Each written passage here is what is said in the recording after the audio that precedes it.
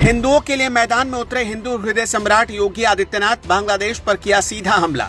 दीपू चंद्रदास की मौत का बदला लेंगे योगी। बांग्लादेश की जिस घटना पर शांत था पूरा विपक्ष, आज बांग्लादेशी हिंदुओं के लिए सदन में दहाड़ योगी तो मोहम्मद यूनुस की उड़ गई नींद। एक बात समझ लीजिए कि योगी आदित्यनाथ ने वाक़े तरेड़ लिए। अब बांग्लादेश की खैर नहीं। जिस तरह से बाबा का बुलडोजर उत्तर प्रदेश में गरजता है, अब उसी तरह बाबा बांग्लादेश के खिलाफ भी एक्शन लेने जा रहे हैं और इसकी शुरुआत सबसे पहले उन अवैध बांग्लादेशी घुसपैठियों के साथ करेंगे जो उत्तर प्रदेश में घुस आए हैं। सारे बांग्लादेशी घुसपैठियों तक योगी आदित्यनाथ ने अल्टीमेटम पहुंचा दिया है।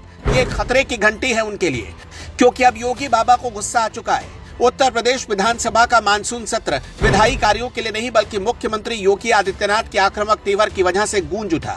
हाल ही में बांग्लादेश में भड़के हिंसा और वहां हिंदुओं को निशाना बनाए जाने की घटना पर मुख्यमंत्री योगी आदित्यनाथ ने सदन के भीतर जिस तरह से विपक्ष को घेरा और विपक्ष का चेहरा बेनकाब किया, उसने प्रदेश की राजनीति हिलाकर रख दी।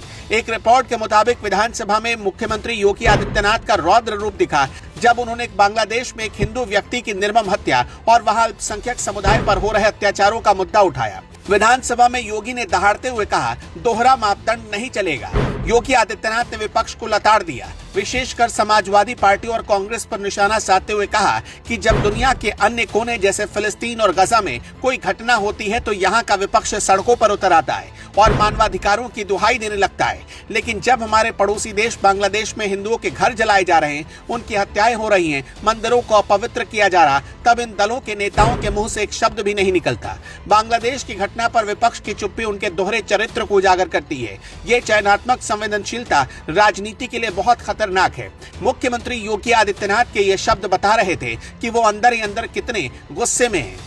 दीपू चंद्रदास की मौत ने उन्हें अंदर तक झकझोर दिया था। वोट बैंक की राजनीति पर प्रहार करते हुए मुख्यमंत्री ने सीधे तौर पर आरोप लगाया कि विपक्ष केवल अपने वोट बैंक को बचाने के चक्कर में बांग्लादेशी हिंदुओं के नरसंहार पर खामोश बैठा है। उन्होंने आगे कहा कि विपक्ष को डर है कि अगर उन्होंने बांग्लादेश के हिंदुओं के पक्ष में आवाज उठाई तो उनका एक खास वर्ग का मतदाता नाराज हो जाएगा। योगी ने इसे तुष्टीकरण की पराकाष्ठा कहा। एक बार फिर योगी आदित्यनाथ ने मैसेज दिया कि बटेंगे तो कटेंगे। अपने भाषण के दौरान योगी आदित्यनाथ ने राष्ट्र की एकता और अखंडता पर जोर देते हुए वही प्रसिद्ध नारा दोहराया जिसने हाल के दिनों में काफी सुर्खियां बटोरी, बटेंगे तो कटेंगे, एक रहेंगे तो नेक रहेंगे। उन्होंने बांग्लादेश का उदाहरण देते हुए उत्तर प्रदेश और देश की जनता को आगाह किया कि जो गलतियां इतिहास में हुई उसे दोहराना आत्मघाती होगा। उन्होंने जोर देकर कहा कि एकता ही सुरक्षा की गारंटी है। जब योगी आदित्यनाथ बोल रहे थे तब सत्ता पक्ष के सदस्यों ने जय श्री राम के नारों और मेजों की थपथपाहट से उनका स्वागत किया। मुख्यमंत्री ने विपक्षी नेताओं की आंखों में आंखें डालकर पूछा कि क्या बांग्लादेश में मारा गया वो हिंदू इंसान नहीं था? क्या उसके कोई मानवाधिकार नहीं थे? मुख्यमंत्री के इस आक्रामक रुख के सामने विपक्ष रक्षात्मक मुद्रा में आया। पहले तो धीरे धीरे एक एक विधायक समाजवादी पार्टी के खिसकने लगे और मैदान छोड़कर भागने लगे। जो सामने बैठ गए उनकी गजब की धुलाई हुई। समाजवादी पार्टी के नेताओं के मुंह में जमा दही आज खोल कर रख दिया था योगी आदित्यनाथ ने। समाजवादी पार्टी के नेताओं ने हालांकि इस मुद्दे को राज्य के मुद्दे से भटकाने की कोशिश बताने लगे। विपक्ष का तर्क था कि सरकार को बांग्लादेश की चिंता छोड़कर उत्तर प्रदेश की कानून व्यवस्था, बेरोजगारी और महंगाई पर जवाब देना चाहिए। लेकिन योगी आदित्यनाथ ने स्पष्ट कर दिया कि जब भी हिंदुओं पर संकट आएगा और मानवता पर प्रहार होगा तो वो चुप नहीं बैठेंगे। अगर इस वक्त भी कोई चुप है तो समझिए वो एक अपराधी है। मुख्यमंत्री ने आज जो भाषण दिया उसके बाद बीजेपी के सारे विधायक एक साथ जय श्री राम के नारे लगा रहे थे। उन्होंने विपक्ष को ऐसे मोड़ पर लाकर खड़ा कर दिया जहां उसके पास बोलने को कुछ नहीं था।